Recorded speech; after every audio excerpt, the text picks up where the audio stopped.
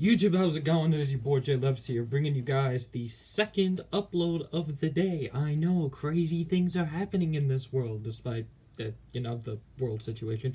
Anyway, you guys are going to be seeing this video, I think, maybe half an hour to 45 minutes after the final whistle of the Wolves versus Leeds game. So, I want you guys to let me know in the comments down below, because I'm a little bit stuck when it comes to, making content. Of course, I have the weekly predictions. Of course, I have, everything else that's going on. But please, let me know in the comments what you want to see on this channel. Because honestly, I don't know what to do. So, I have, I think, 3 games that happened this week that I really want to talk to you guys about. That is probably... I'll save those 3. You can probably guess what those 2 games are going to be. Or 3. The first one. Before we push forward into this, leave a like on the vid if you want to see another one of these next week. Well, because one of these is coming anyway. So, the first thing I want to talk about, and you can probably tell from the title of this video, controversy in the Merseyside derby. I predicted that the derby would end a cagey 2-2 draw. And oh boy, did we ever get a 2-2 draw if we ever saw one ourselves.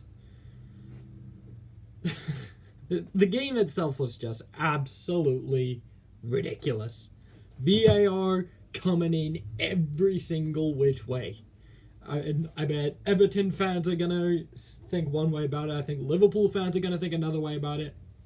But I think we can all come to an agreement that VAR is slowly killing off the game of football.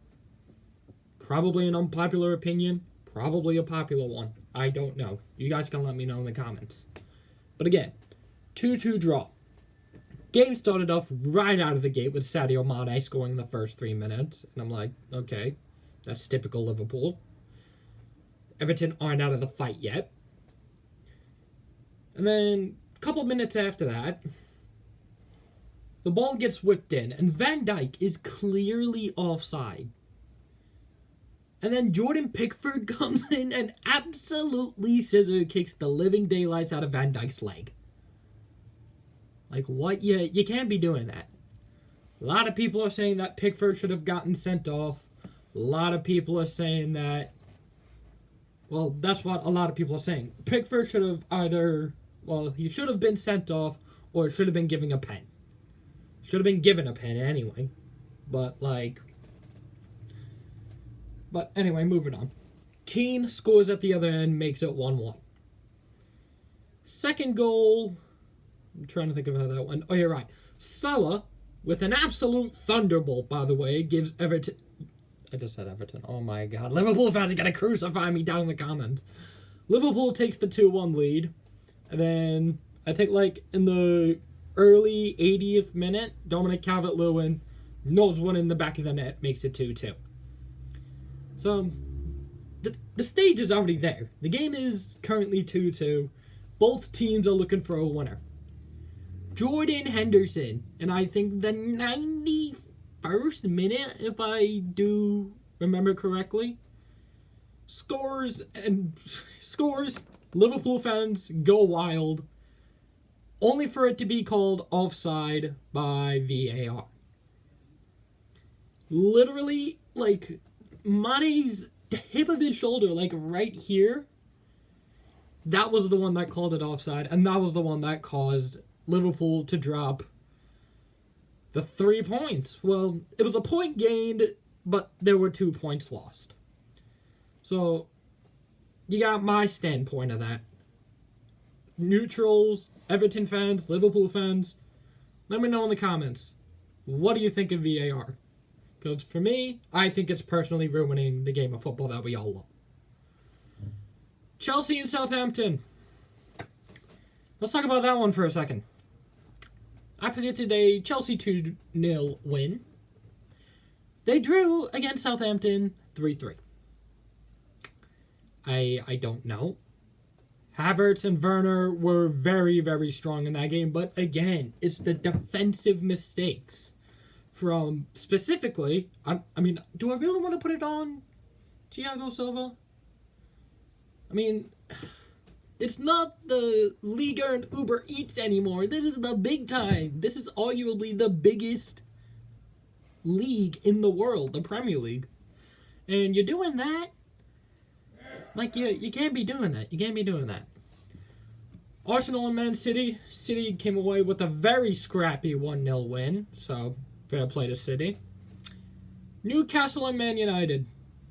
If you guys saw, not the previous video from a couple hours ago, but I think the previous video from, like, 2 days ago, I said in that video that I was not confident going into this game, because with us coming off of the back end of a 6-1 hammering against Tottenham, I was going to be under the impression that Newcastle were absolutely going to slap us silly. Come later, Man United does the exact opposite of what I think is going to happen to them. And absolutely score 4 past them in I think the matter of like 10 minutes. Goals from Rashford, Wan-Bissaka of all people. What a finish from him, by the way. Bruno Fernandes and I think Maguire as well got himself one. And Rashford as well getting a couple of assists. It's giving us a lot of momentum going into the Champions League game tomorrow afternoon up against PSG, which, again, if you haven't seen the predictions, go check the previous video. Sheffield United v Fulham ended up in a 1-1 draw. So both teams that are currently fighting for relegation came away with a point. Not really much to say, but can we please talk about that miss from Alexander Mitrovic from the penalty spot? Like, you are known for taking pens. You can't be missing that from 12 yards out. It's just silly. Crystal Palace and Brighton. I predicted a Palace 1-0 win. Again, another 1-1 draw. It was just the week of the draws, honestly. Like, I don't know what it is with me and predicting results, but this week in particular, there were like 5 or 6 draws in this week. I don't know what's going on. And now this one. Tottenham and West Ham. I predicted a Tottenham 3-0 win, and they were winning that scoreline for the first 82 minutes of the match. And then West Ham decides, you know what? We're going to make a comeback. First goal, beautiful header from Balbuena to bring it back 1. Then Davinson Sanchez. What was he doing in that game? Like, hitting the ball back into your own net is something that no defender should be doing in the first place. But for Sanchez to be doing that in a game where you should be kind of easily picking up all 3 points, it's just unacceptable. So, 84th minute, Davinson Sanchez own goal, brings it back 3-2. Approaching the end of the game, so we're talking about like the 90th minute here, 91st minute. Bale completely does Ogbonna, sends him to the ground, takes a shot with the stronger right foot, only to put it past the near post. And at this point you're thinking, Bale should honestly be scoring that. And he should, but he didn't. And then absolute madness happened. 95th minute, with I think virtually the final kick of the game. Free kick from I think 30 yards out, I want to say. Ball gets kicked in, gets cleared away from the Tottenham defense. Up steps Manuel Lanzini, of all people, to absolutely strike it right into the top right corner. And the thing that makes that goal crazier is that I think Lloris actually got a touch to the ball. And then he tips that one into his own net. Like, the strike from Manuel Lanzini, like, holy guacamole. I was going to say something else, but I don't want to get this video, like, demonetized, but you get the point. Lanzini has struck it from near 30 yards out to complete the comeback of dreams and save West Ham a point. Like, sorry, what? Like, even just saying that out loud is just stupidly ridiculous.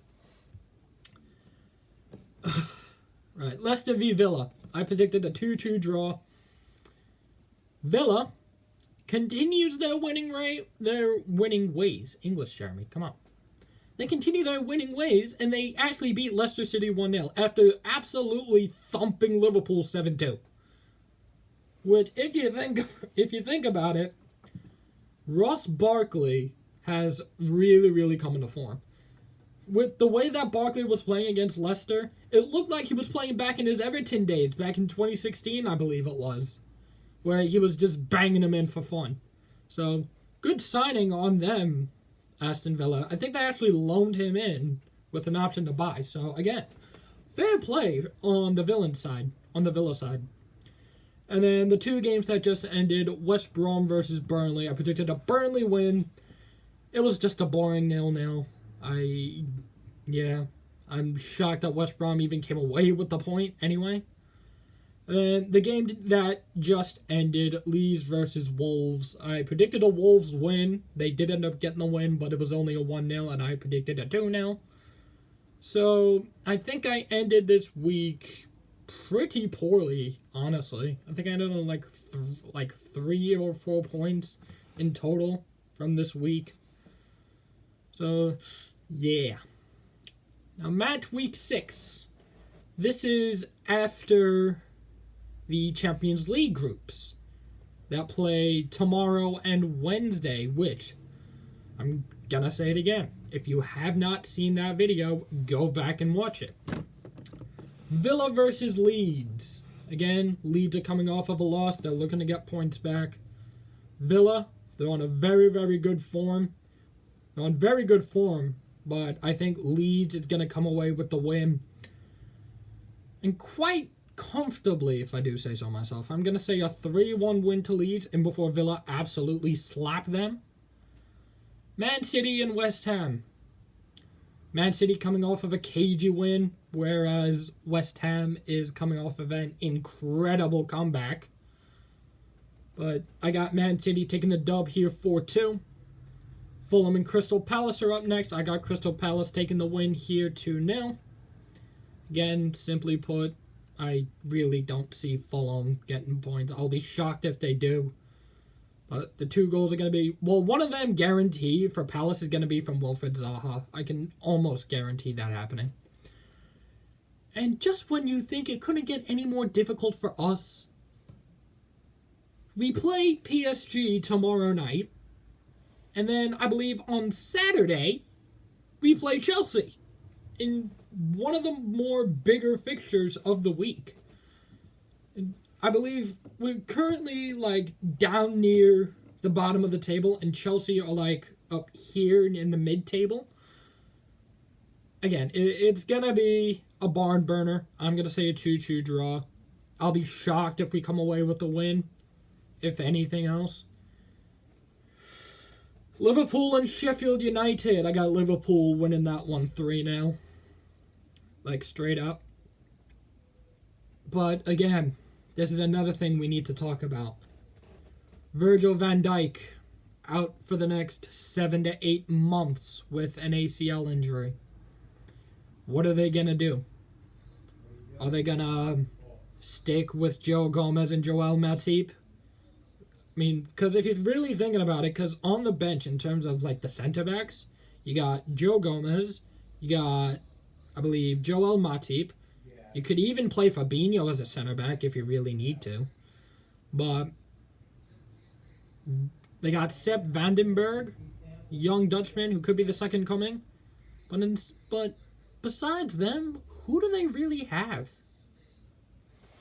I don't know. Do they go for a big-time center-back? Like a Koulibaly? Bit unrealistic, if I do say so.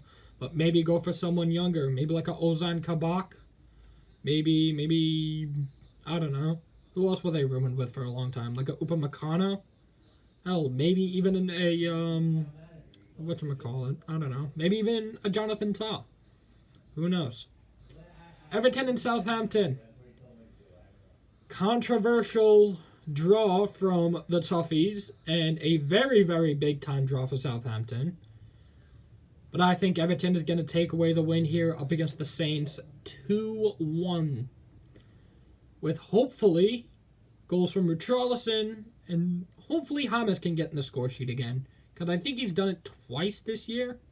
So if he manages to score more goals, despite him not being the quickest of players, then again, you could see Everton definitely competing for a Europa League spot. Hell, maybe even top 4. But that's a little bit audacious. I'm going to stick with the Europa League for them, if anything. Wolves and Newcastle. I've got Wolves winning that one 2-0. Arsenal and Leicester. It could be a big one if you really want to say it.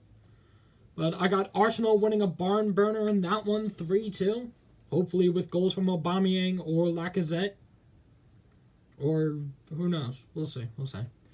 Brighton and West Brom. I got Brighton winning that one 3-1. So that's going to be interesting. Hopefully with goals from the guy who scored against us in Neil Maupay. And then finally was Burnley and Tottenham. And I've got Tottenham winning that one 4-1. And I guess just to round up this video, I'm gonna talk about the first 5 fixtures that we have played this season. So, firstly, let's talk about the game between Crystal Palace and Man United on the first game of the season. We were absolutely tragic. I mean, you're allowing 3 goals in terrible positions, by the way. It's just stupid that we just conceded 3 on the first game of the season. And we were supposed to actually play Burnley the first game of the season, but it was postponed due to something, which was kind of silly. The Brighton game.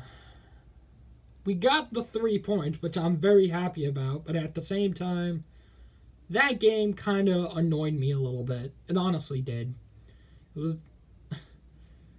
There was just times where it's just like the game wasn't allowed to just continue the way it was. I mean, fair play, we ended up getting the revenge on Neil Maupay with him scoring a chip penalty and then doing the crying celebration in front of the camera, only for then him to cry at the end of the game when we beat them 3-2.